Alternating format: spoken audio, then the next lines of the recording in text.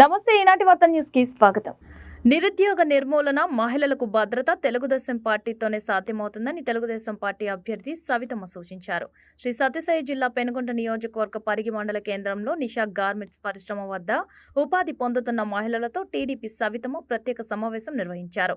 ఈ సందర్భంగా టీడీపీ అభ్యర్థి సవితమ్మ గార్మెంట్స్ లో ఉపాధి పొందుతున్న మహిళలను ఉద్దేశించి మాట్లాడుతూ, మహిళల సాధికారత సంక్షేమం తెలుగుదేశం పార్టీతోనే సాధ్యమని, మన ప్రాంతం మరింత పారిశ్రామికంగా అభివృద్ధి చెందాలంటే టీడీపీ అధికారంలోకి రావాలని పిలుపునిచ్చారు. టీడీపీ అధికారంలోకి వచ్చిన వెంటనే పెనుగొండ నియోజకవర్గ వ్యాప్తంగా అనేక గార్మెంట్స్ పరిశ్రమలు ఏర్పాటు చేస్తామని ఆమె మహిళలకు హామీ ఇచ్చారు. గవర్నమెంట్ వస్తేనే ఒకరికైనా 15,000 మళ్ళా కరెంట్ బిల్ ఎక్కువ వచ్చింది, కట్టనా రేషన్ కార్డులు కట్ చేసా.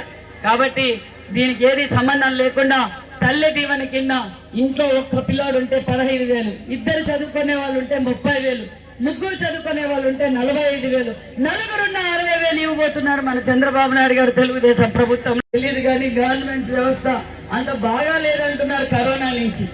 కరోనా అప్పటి నుంచి అన్ని వ్యాపారాలు దెబ్బతిన్నాయి, కానీ ఇలాంటి వ్యాపారాలు మరింత దెబ్బతిన్నాయి. అయినా కూడా మేము సైతం అంటూ మా సోదరి మనకి ఇంతమందికి ఉపాధి చూపించడం మీ అందరికీ ప్రత్యేకమైన ధన్యవాదాలు కూడా తెలియజేస్తున్నాం సార్.